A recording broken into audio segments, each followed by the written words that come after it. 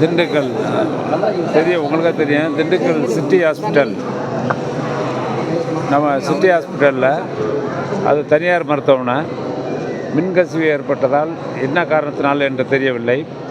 திடீரென்று தீப்பற்றி எரிந்து கிட்டத்தட்ட 9:45 மணியா, 9:45 இருக்குமா, 9:45 இருக்கும்னு நினைக்கிறேன்.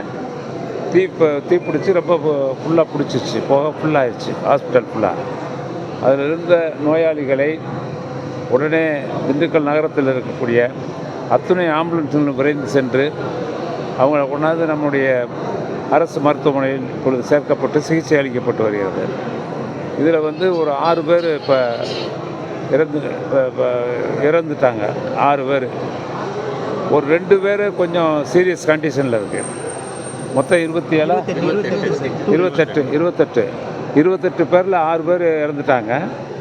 அதில் அந்த மூச்சுத்திணறல் காரணமாக இறந்துட்டாங்க. இதில் இன்னும் ஒரு 2 பேர் கொஞ்சம் சீரியஸாக இருக்காங்க, நல்லா பார்த்துக்கிட்டு இருக்காங்க.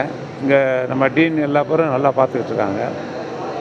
ஆக இங்கே இருக்கக்கூடிய நம்முடைய அந்த இதில் தீ விபத்தில் காயமடைந்தவர்கள், தீ விபத்தினால் பாதிக்கப்பட்டவர்கள் அத்தனை பேருக்கும் உரிய சிகிச்சை தீவிரமாக இந்த மருத்துவர் குழு வழங்கி கொண்டிருக்கிறது. இதில் குறிப்பாக எனக்கு மாண்புமிகு முதல்வர் அவர்களே தொலைபேசியில் தொடர்பு கொண்டு அவருக்கு செய்தி கிடைத்த உடனே தொலைபேசியிலே 9:55 இருக்கும் உடனே சொன்னாங்க.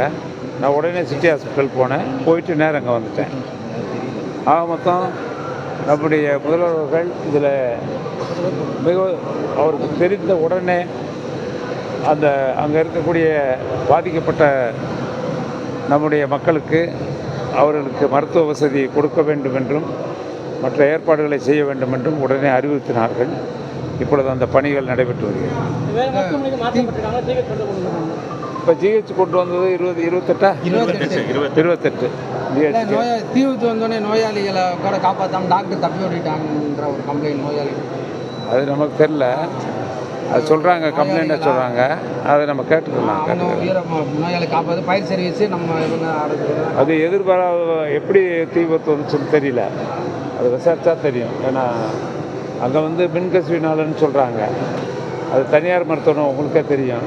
எலும்பு சிகிச்சைக்காக அந்த மாற்று அறுவை சிகிச்சை செய்கிறது, ஆக்சிடெண்ட் ஆகக்கூடியவங்க இதெல்லாம் அங்கே எலும்பு சிகிச்சை தான் அங்கே பண்ணுறாங்க மெயினாக. அதில் நிறையா பேர் வெளிவட்டாரங்களில் இருக்கக்கூடிய பேஷண்ட்ஸ் எல்லாம் வருவாங்க அங்கே. ஆனால் இது எதிர்பாராமல் இந்த சரியாக 9:45 மணிக்கு இது நடந்திருக்கு. அரசு இயந்திரம் முழுவதும்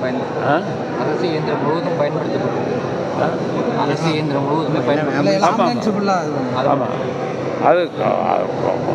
அது திண்டுக்கல் நகரத்தில் இருக்கக்கூடிய ஆம்புலன்ஸ் மிகவும் விரைந்து இவ்வளவு விரைவாக எல்லா ஆம்புலன்ஸ் இந்த சேவையை செஞ்சதுக்கு இதில் யார் யார் ஈடுபட்டாங்களோ அவங்களுக்கெல்லாம் நம்ம நன்றி சொல்லணும். ஏன்னா நான் வந்தது நானே எனக்கு கேட்ட உடனே நான் 3 நிமிஷத்தில் வந்துட்டேனே. நான் 10 மணிக்கெலாம் வந்துட்டேனே. ஆமாம், நல்லா ஆம்புலன்ஸு நல்லா பண்ணாங்க.